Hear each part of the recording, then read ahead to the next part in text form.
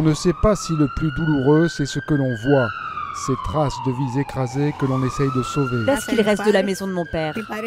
Mon père est mort, mais on a réussi à sauver ma sœur. Une hypothétique distribution d'eau et de vivres. Mais les vivres ne viennent pas et la colère monte. Salut les aventuriers, ici Mister Geopolitics. On a besoin d'un max de monde sur le terrain tout de suite, alors partez faire votre sac, je vous explique tout en route, et bienvenue dans le monde de l'humanitaire.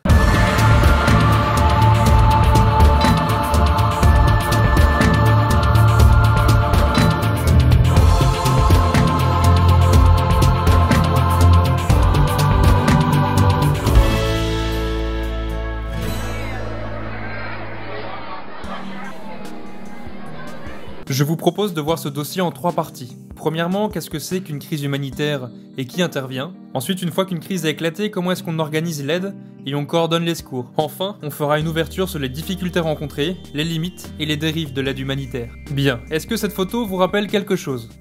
Allez, c'est en 2005. Katrina. Un ouragan qui a touché le sud des États-Unis. L'un des 6 ouragans les plus forts jamais enregistrés au monde. Presque 2000 morts et des dégâts qui se chiffrent en milliards de dollars. Un an plus tôt, de l'autre côté du globe, cette plage est passée en une journée de ça à ça. Et ce quartier de ça à ça. La raison? Un séisme, provoqué à des centaines de kilomètres de là. Le mouvement des plaques a été si fort que ça a formé un tsunami qui est venu frapper les côtes. Suite à ces 2 catastrophes, la vie d'un grand nombre de personnes restait menacée. On a donc assisté à la mise en œuvre de moyens extraordinaires pour éviter, ou du moins limiter, les conséquences de cette situation. Alors on vient de voir 2 exemples de crises humanitaires qui sont liées à une catastrophe naturelle. On pourrait malheureusement rajouter d'autres exemples à la liste. 2010, séisme à Haïti. 2013, typhon aux Philippines. 2015, tremblement de terre au Népal. Et il y a quelques jours, séisme en Équateur. La nature peut se montrer violente sous d'autres formes. C'est ainsi qu'une sécheresse inouïe a provoqué une famine dans la Corne de l'Afrique en 2011. Suite à la mise en place d'un grand programme alimentaire, l'ONU déclare la fin de la famine 6 mois plus tard. Mais les crises humanitaires ne sont pas uniquement dues à des facteurs climatiques. Trop souvent, elles sont provoquées par l'homme, notamment avec les guerres civiles. Dans le domaine du droit international de l'humanitaire, on parle de conflits armés non internationaux.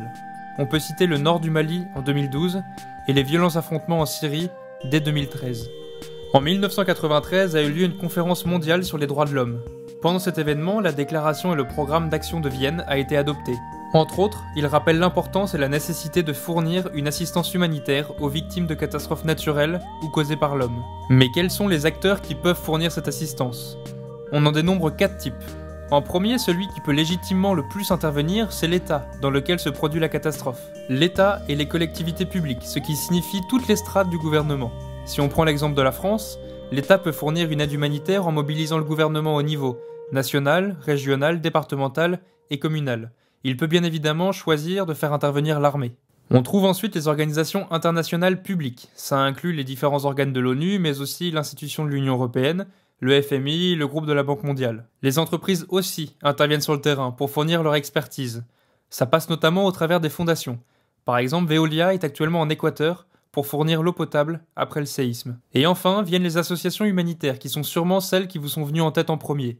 Il en existe un grand nombre, de tailles plus ou moins grosses et avec des champs d'action différents. Santé, alimentation, justice, enfance. La Croix-Rouge est un acteur de poids qui intervient dans de très nombreuses crises. Je vous l'ai mis à la fin uniquement parce qu'elle a un statut particulier qui fait qu'elle rentre dans plusieurs des cases qu'on vient de voir et pas dans une seule. Pour la deuxième partie de cet épisode, je vous propose d'aller sur le terrain pour voir précisément comment est-ce qu'on organise les secours lorsqu'une crise éclate. Parmi les exemples de crises humanitaires qui ont eu lieu ces dernières années, je vous emmène voir la plus grande crise que le monde ait connue depuis la Seconde Guerre mondiale. On se trouve au nord-ouest de la Méditerranée. Inutile de vous rappeler que l'actualité ces derniers temps n'y était pas très joyeuse.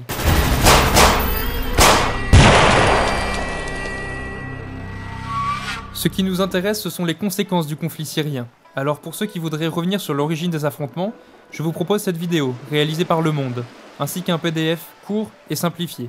Je vous mets tout ça dans la description. Alors que les conflits faisaient encore rage, la Commission européenne a estimé que plus de 50% de la population syrienne nécessitait une assistance humanitaire. Cette population, vivant sous les bombes et les coups de feu, a tout fait pour chercher à survivre. Un tiers de cette population va migrer à l'intérieur même du pays, en quête d'endroits plus sûrs. On les appelle des déplacés intérieurs. Pour ceux qui en ont les moyens ou qui n'ont tout simplement pas le choix, ils quittent le pays. 80% de ceux qui partent se réfugient dans 4 pays limitrophes, dans l'espoir de pouvoir rentrer en Syrie prochainement.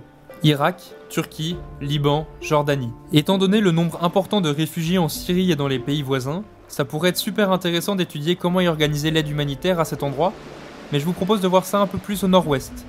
Car pour ceux qui ont entrepris de se réfugier en Europe, la route était particulièrement périlleuse. Les contrôles aux frontières terrestres se sont durcis.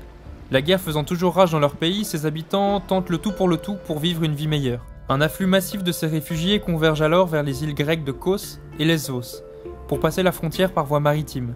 La traversée en mer est une grande épreuve, et beaucoup y laisseront la vie. Alors qu'aucune aide humanitaire n'est mise en place pour le moment, les tragédies se succèdent, et le nombre de réfugiés qui tentent la traversée se compte en milliers. Il est temps d'intervenir.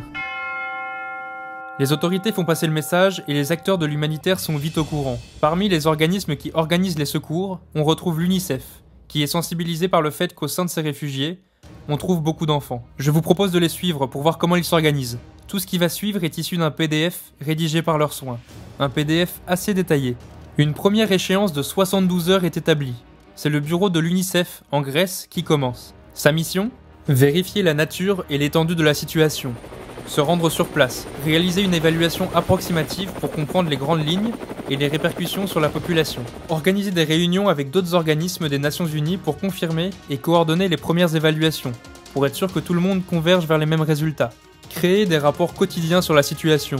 Demander au siège de l'UNICEF de débloquer des fonds d'urgence. Définir les domaines d'action prioritaires avec les autres organismes humanitaires qui interviennent. Prévenir tout le personnel de l'UNICEF. Enfin, le bureau grec de l'UNICEF a la possibilité de demander plus de personnel sur le terrain. Pour ça, il faut appeler le bureau régional de l'UNICEF. En Europe, il se trouve à Genève, en Suisse.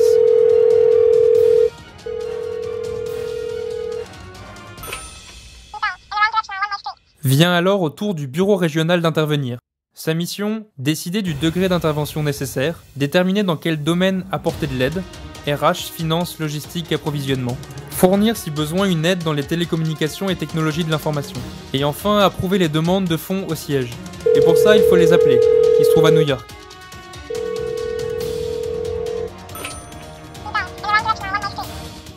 Le rôle du siège, en plus d'approuver les demandes de financement, est d'activer au besoin une équipe d'intervention d'urgence sur le terrain, de déployer des fournitures d'urgence dans les centres d'approvisionnement, de répondre aux demandes d'effectifs supplémentaires, et de coordonner les interventions et les stratégies avec les autres organisations humanitaires. Et pour ça, il faut les appeler. Retour sur le terrain. Le flux de migrants continue de s'intensifier. D'ailleurs, on approche de la fin des 72 heures. Grâce à toutes les infos prélevées sur le terrain, le bureau grec de l'UNICEF est en mesure de remplir un document qui récapitule tout. Ce document est très important, car c'est sur ces estimations-là qu'on va lancer des plans d'aide à moyen terme. Par exemple, y a-t-il des groupes particulièrement vulnérables? Qui sont-ils et combien sont-ils? Les familles ont-elles été séparées? Dans quel pourcentage? La plupart des gens disposent-ils d'abris et de vêtements? Dans quel pourcentage? Ce document permet aussi de cibler précisément ce qu'on ne sait pas encore sur la situation. On passe à présent à une deuxième échéance qui dure entre 6 à 8 semaines. Et là, il y a un seul mot d'ordre, la coordination. On achemine le matériel et toutes les ressources établies dans le rapport. Au niveau du pays où a eu lieu la catastrophe, on envoie des coordinateurs. Car plusieurs organismes qui se lancent en même temps sur le terrain, il faut être d'accord sur qui fait quoi, quand et où. Au niveau mondial, la coordination est assurée par des acteurs tels que le Bureau de la coordination des affaires humanitaires, le Comité exécutif pour les affaires humanitaires et le Comité permanent interorganisation. Ça en fait du monde. Durant ces 6 à 8 semaines, il faut continuer de suivre et évaluer la situation.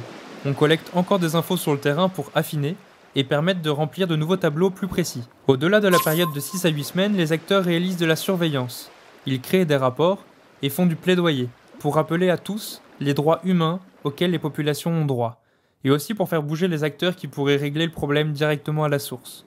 Je profite de cet épisode pour remercier toutes les personnes qui ont fait le choix de travailler dans l'humanitaire. Chercher à sauver des vies et réduire les souffrances tout en recollant les morceaux dans des crises qui éclatent du jour au lendemain et dans des conditions pas vraiment optimales, c'est vraiment honorable. L'aide humanitaire a longtemps été perçue comme un acte juste, voire indispensable et évident. Mais alors que les acteurs humanitaires sont plus solidaires et diversifiés que jamais, voilà que l'on remet de plus en plus en cause leurs actions. J'ai trouvé ces quelques phrases dans l'introduction d'un document universitaire. Ça résume plutôt bien la chose. Même les actions les plus louables peuvent en effet engendrer des problèmes. L'aide humanitaire a des conséquences sur les conditions sociales, économiques et culturelles des régions en crise. Elle agit en présence de partis en conflit et de forces militaires. Elle est exposée aux intérêts d'acteurs politiques, locaux et internationaux. Elle doit traiter avec les bailleurs de fonds et les médias. Mal pensée, elle peut influencer les marchés locaux, les habitudes sociales et bouleverser les structures hiérarchiques. Les organisations humanitaires se retrouvent ainsi souvent face à des dilemmes politiques, économiques et sociaux, qui les placent face à des choix impossibles et les obligent à renier certains de leurs principes. Des principes tels que l'humanité, la neutralité, l'impartialité. Sans rentrer dans le détail, j'ai regroupé les limites, les difficultés et les dérives que l'on reproche à l'aide humanitaire. Le statut d'ingérence humanitaire. Là, ça concerne le droit international. Alors que le statut des humanitaires leur donne le droit d'intervenir dans un pays pour aider les populations, dans une guerre civile par exemple, eh bien dans les faits, on se rend compte qu'on ne peut ingérer que les petits pays faibles. Est-ce que cette aide humanitaire ne cacherait pas une visée politique? On peut se questionner sur l'intéressement de celui qui aide, et tout comme ceux qui montrent en boucle les images de misère dans un pays, est-ce qu'il n'y a pas une volonté derrière de discréditer le gouvernement? Est-ce qu'on peut séparer l'aide d'urgence et l'aide au développement? Sur le papier, les programmes d'urgence doivent laisser place peu à peu à des programmes d'aide au développement sur le long terme. Ça a l'air facile, mais dans les faits, on voit parfois qu'il n'y a pas vraiment de coupure entre les deux. En Afrique, il y a des acteurs humanitaires qui sont là depuis 20 ans. Est-ce toujours une situation d'urgence? Aujourd'hui dans le monde, 50% de l'argent qui est consacré à l'aide humanitaire est dépensé dans des crises qui durent plus de 8 ans. On peut rappeler que c'est très dur d'avoir une gestion optimale de l'aide. Il y a trop d'acteurs différents et une mauvaise coordination est vite arrivée. On note aussi des cas où l'argent est détourné et où des militaires et des humanitaires abusent des populations qui sont affaiblies par la crise. L'aide, pourtant bienveillante, peut aussi entretenir des trafics existants sans le savoir. Et concernant les organisations humanitaires, on note des cas de discrimination au sein de la hiérarchie, où les travailleurs occidentaux bénéficient davantage que n'ont pas les travailleurs locaux pour les mêmes tâches effectuées. Lorsqu'on gère une crise humanitaire, des relations clientélistes peuvent se créer, car par exemple en choisissant le plus gros supermarché du coin pour fournir toute l'alimentation aux milliers de personnes sur un camp de réfugiés, eh bien les associations humanitaires ne donnent pas la même opportunité au petit épicier du coin. Travailler dans l'humanitaire, ça peut être dangereux, notamment quand il s'agit de conflits armés. En 2013, il y a eu 155 tués, 171 blessés et 134 kidnappés.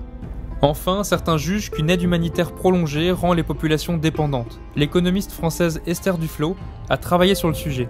Elle dit que les populations s'habituent aux produits qui sont fournis, mais pas à l'aide en tant que telle. Elle raconte aussi que les populations sont même enclins à acheter les produits une fois qu'ils ont découvert l'utilité qu'ils pouvaient en dégager.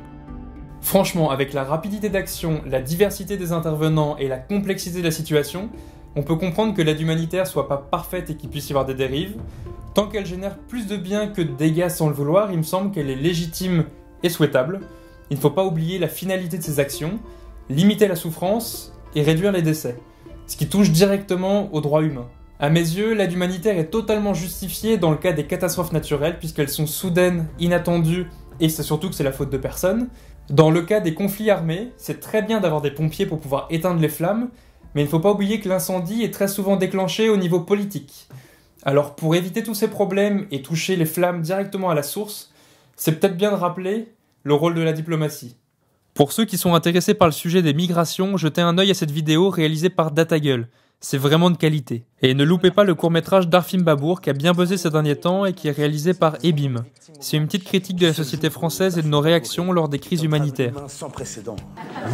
C'est un nom difficile à prononcer. Si vous ne voulez pas louper les prochains dossiers, vous pouvez vous abonner. Et si vous avez une envie soudaine de papoter, je vous propose qu'on se retrouve sur les réseaux sociaux.